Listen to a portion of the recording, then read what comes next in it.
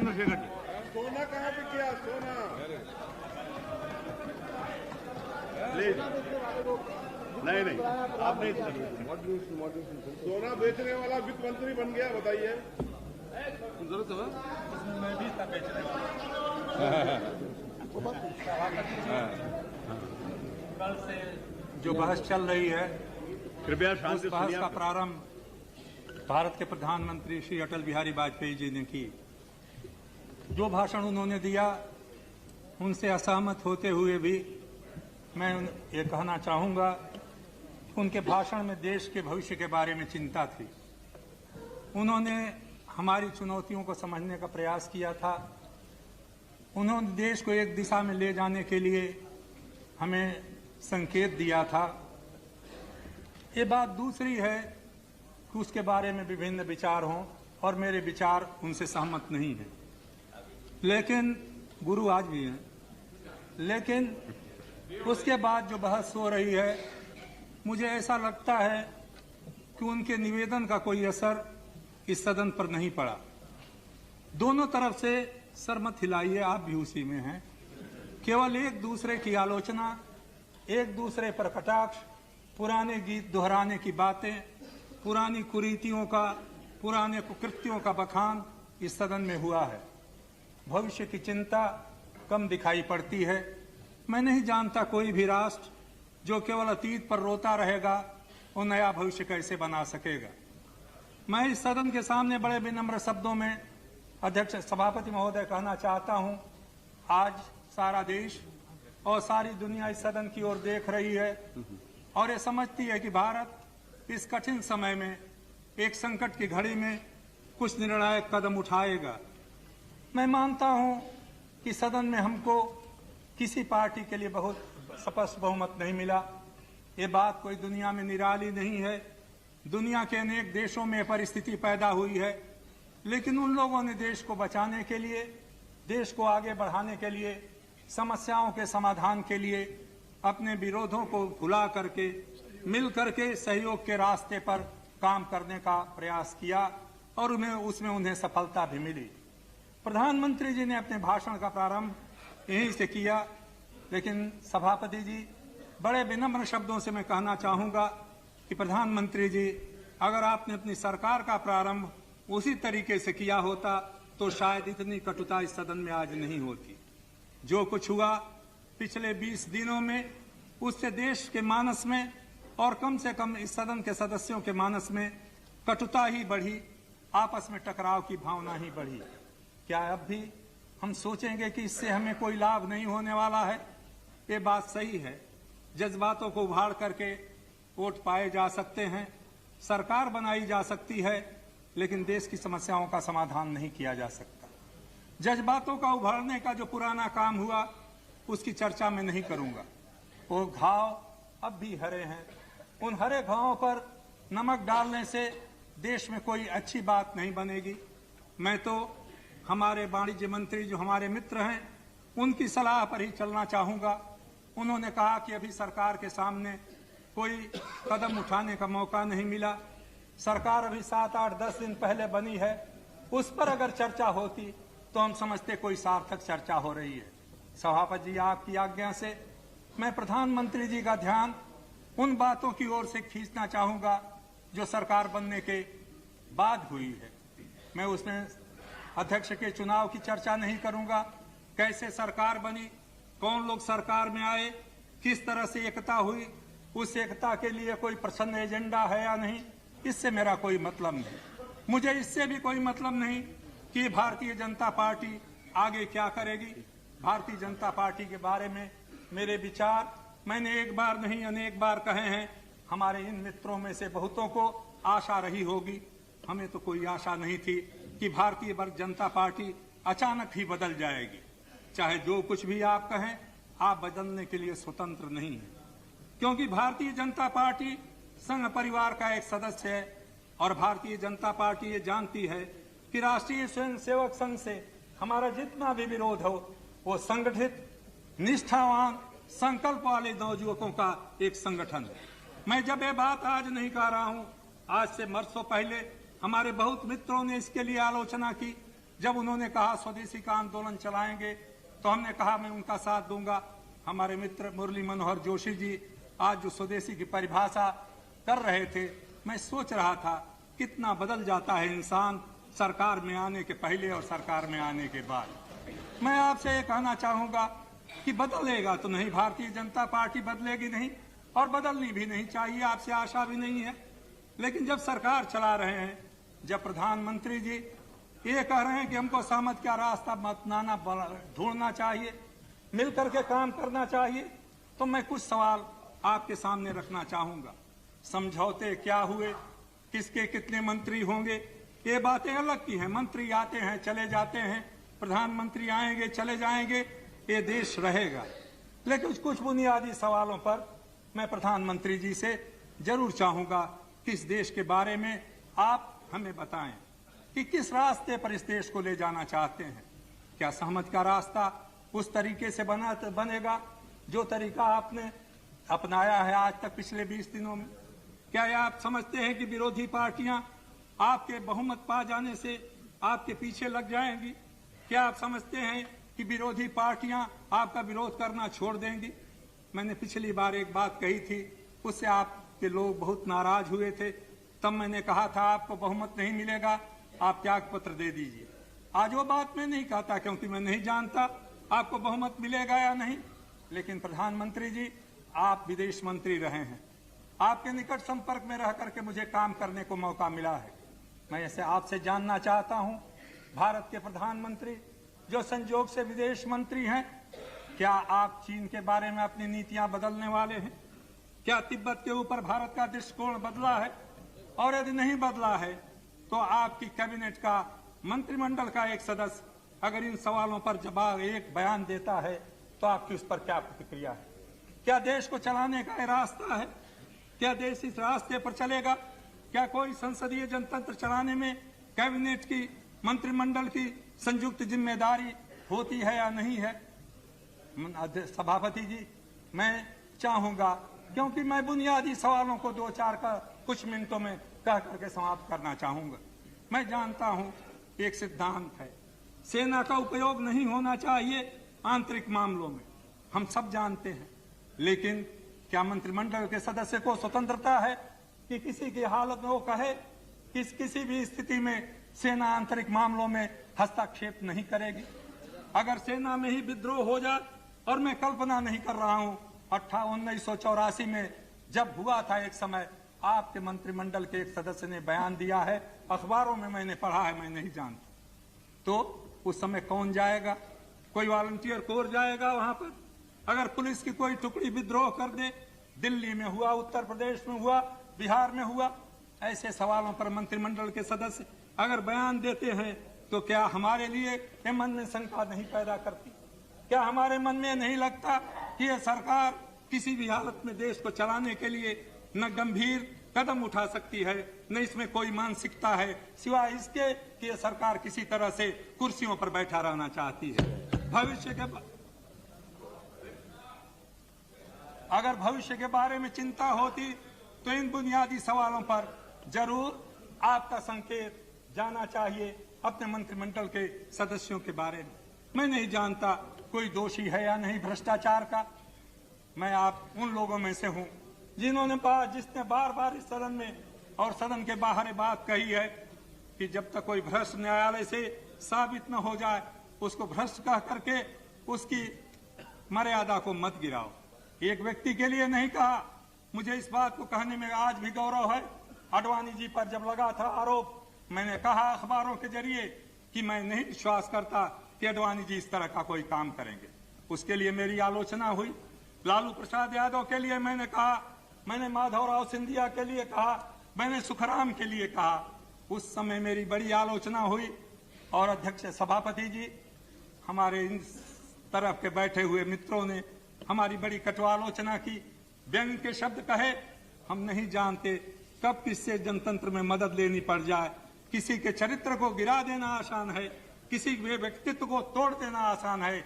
आडवाणी के व्यक्तित्व को तोड़ सकते हो, लालू को मिटा सकते हो, मुलायम सिंह को गिरा सकते हो, एक कल्पनाथ राय को हटा सकते हो जनता की नजर से, लेकिन हम में और आप में सामर्थ्य नहीं है कि हम एक दूसरा आडवाणी या दूसरा लालू प्रसाद यादव या मुलायम सिंह या कल्पनाथ बना दें। इस बात को हमेशा हमें याद रखना चाहिए। आज किस तरह से हम मुंह छिपा रहे हैं एक दूसरे से, उन नामों को लेकर के बार बार चर्चा होती है, तो मुझे लगता है क्या वही अतीत के कटु स्मृतियां जगाते हुए हम भारत के नए भविष्य को बनाना चाहते हैं? इस बात पर फिर से गौर कीजिए। भ्रष्टाचार मिटना चाहिए क्योंकि आपकी एक एजेंडा का एक अंग है, लेकिन भ्रष्टाचार केवल पैसे का लेन देन नहीं है। भ्रष्टाचार के साथ एक शब्द है हिंदी में जिसको सत्यनिष्ठा कहा जाता है, जिसको मैं अंग्रेजी में इंटीग्रिटी कहा जाता है। अगर सत्यनिष्ठा नहीं है, सरकार नहीं चलाई जा सकती। और सत्यनिष्ठा का पहला प्रमाण है कि जो जिस पद पर है उस पद की जिम्मेदारी को निभाने के लिए, उत्तरदायित्व को निभाने के लिए आत्मनियंत्रण रखे और कम से कम अपनी वाणी के ऊपर संयम रखे। ये नहीं हुआ अध्यक्ष महोदय, सभापति महोदय, मैं निवेदन करूंगा। दूसरा, आपने स्वदेशी का जिक्र किया। मुरली मनोहर जी होते तो बहुत अच्छा हो। हमारे वित्त मंत्री जी हैं, हमारे मित्र हैं। कल इन्होंने कहा बुद्धिमान व्यक्ति हैं, बहुत सोच समझ के शब्दों का इस्तेमाल किया। लिबरलाइजेशन चलता रहेगा, उदारीकरण चलेगा, लेकिन स्वदेशी भी चलेगी। अभी मुरली मनोहर जब बोल रहे थे हिंदुस्तान हिंदुस्तानियों के हाथ मिले बनेगा, ये हमारी एजेंडा में लिखा है। क्या स्वदेशी का प्रमाण नहीं है? क्या दुनिया में यही स्वदेशी की अवधारणा है? क्या यही गांधी जी की अवधारणा है? पता नहीं किसने कहा था, मैंने सुना कहीं कि शरद पवार को गांधी जी की स्वदेशी का की याद नहीं। जिन सज्जन ने कहा था उनको मैं याद दिलाना चाहता हूं, गांधी जी ने 1930 में विदेशी कपड़ों की होली जलाई थी। गांधी जी ने विदेशी वस्तुओं के बहिष्कार की बात की थी। हमारे मित्र कह रहे थे अभी एक इस तरफ से स्टील अथॉरिटी ऑफ इंडिया बंद होने को है। मैं आपसे पूछना चाहता हूं, क्या बाहर से आने वाली स्टील पर आप रोक लगाने के लिए तैयार हैं? स्टील अथॉरिटी के अफसरों का कोई दोष नहीं, वहां कोई कमी नहीं आई है। जिस तरह बाहरी दुनिया से आयात हो रहा है स्टील का, जिस तरह से केवल स्टील नहीं, फर्टिलाइजर, दूसरी चीजें हमारी कंपनियां बंद हो रही हैं। आप बेरोजगार मिटाने का वादा इस एजेंडा में करते हो और चाहते हो कि देश इस पर विश्वास करे कि आप बेरोजगार मिटा दोगे। क्या ये देश चलाने का रास्ता है?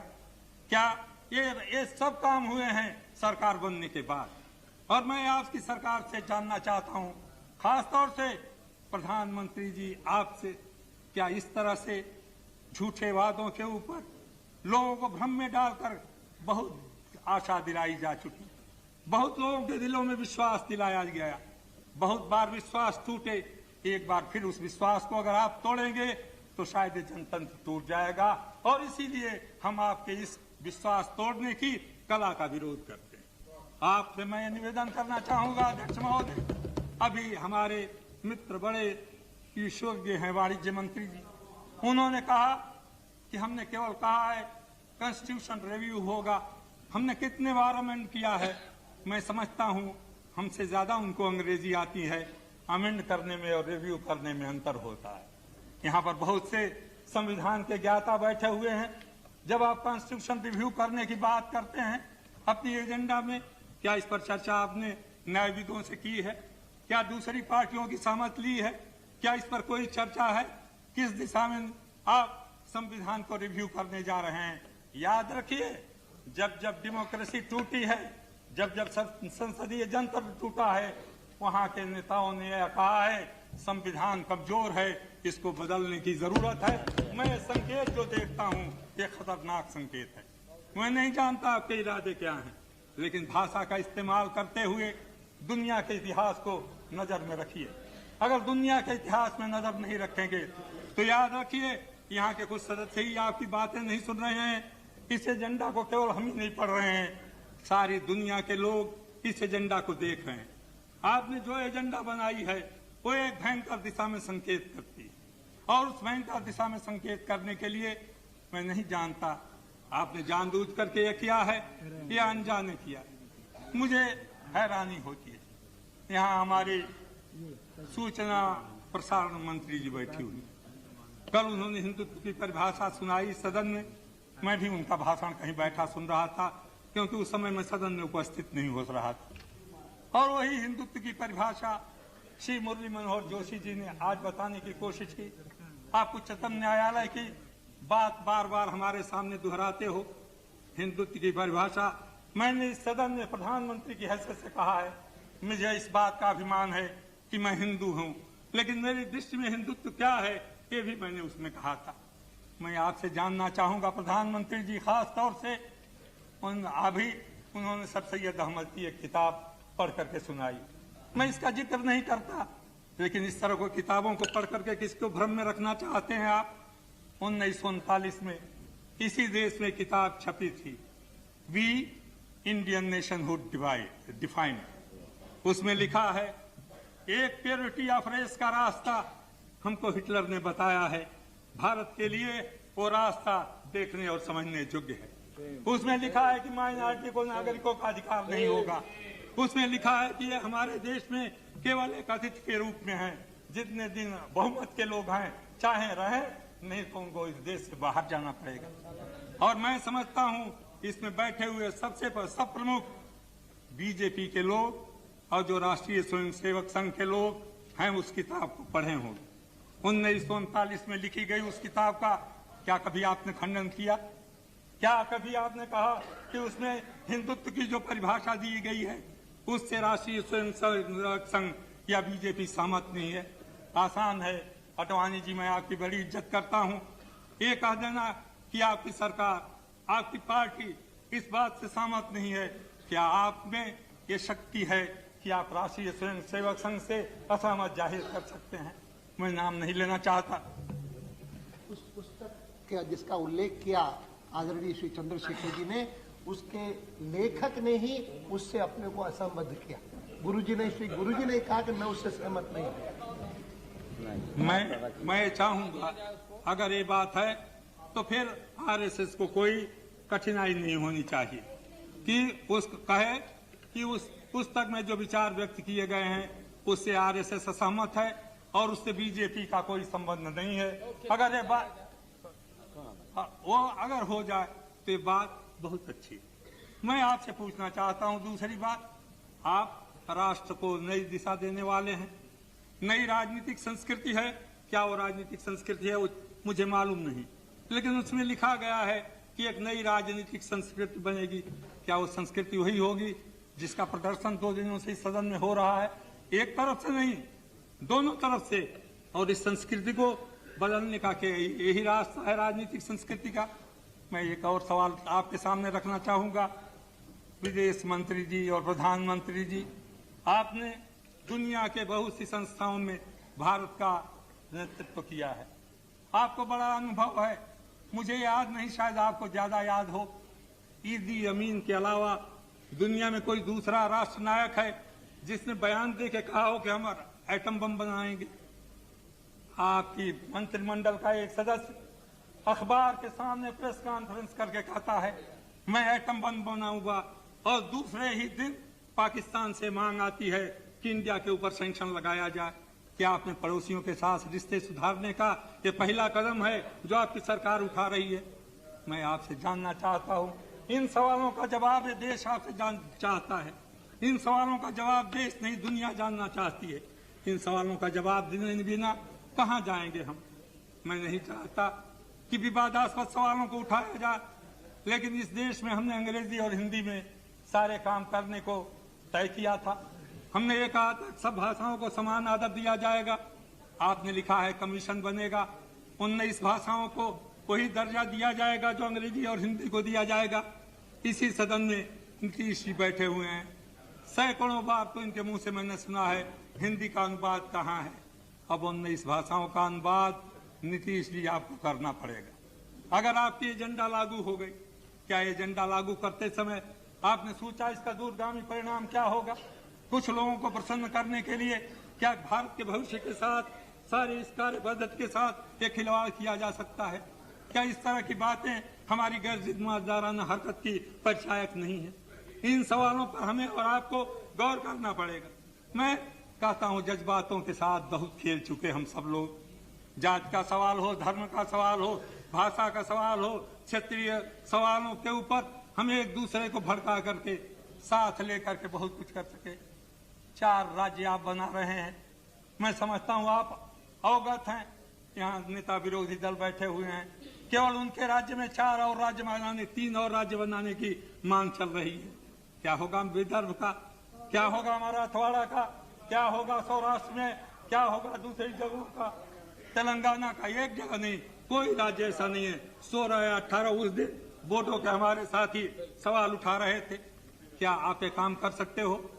प्रधानमंत्री जी, वो दिन आपको याद है जब पहली बार जनता पार्टी की सरकार बनी थी और उसमें जयप्रकाश नारायण के नेतृत्व में ये कहा गया था कि हम छोटे राज्य बनाएंगे।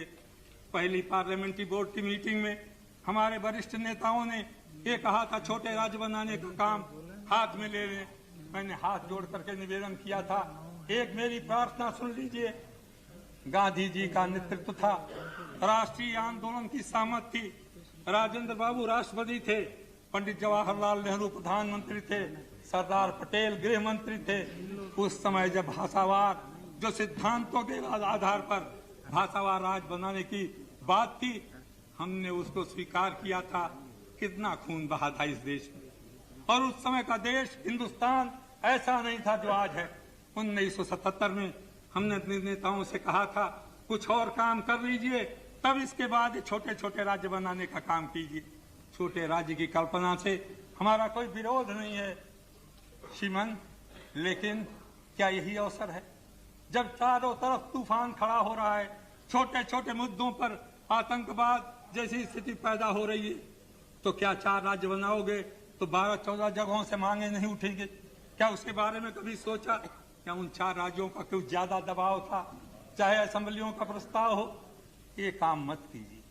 ये खिलवाड़ अगर देश की राजनीति के साथ होगा तो देश के भविष्य के साथ एक बड़ा भारी विश्वासघात होगा। मैं इसलिए आपसे निवेदन कर रहा हूं इन सवालों पर।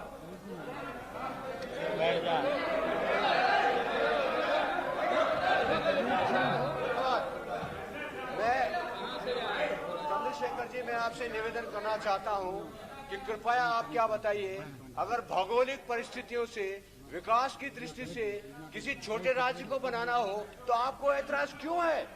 विकास से, भौगोलिक परिस्थिति से आप विकास रोकना चाहते हैं क्या? आपने उन्होंने लीड किया है, अरे सुन लिया ना आप, सबके लिए समान न्याय करिए। सभापति जी, खंडूरी साहब ने जो सवाल उठाया है, क्यों छोड़ दिया? अरे भाई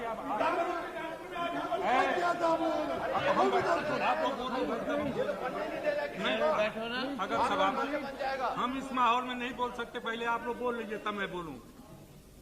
मैंने खंडूरी साहब की बात सुनी, उनकी जो वेदना है उसको मैं समझता हूं। हमारे देश में अनेक ऐसे क्षेत्र हैं जहां पर विकास का काम नहीं हुआ, और उस बात को मैं जानता हूं, लेकिन खंडूरी साहब, हमारे संविधान में उसके लिए प्रोविजन है। जितने अविकसित इलाके हैं वहां पर विकास परिषदें बना करके, उनके यहाँ विशेष योजनाएं चला करके, उनके यहाँ लोगों को अधिक पैसा दे करके विकास का काम किया जा सकता है। वो पहला कदम ही नहीं उठाया गया।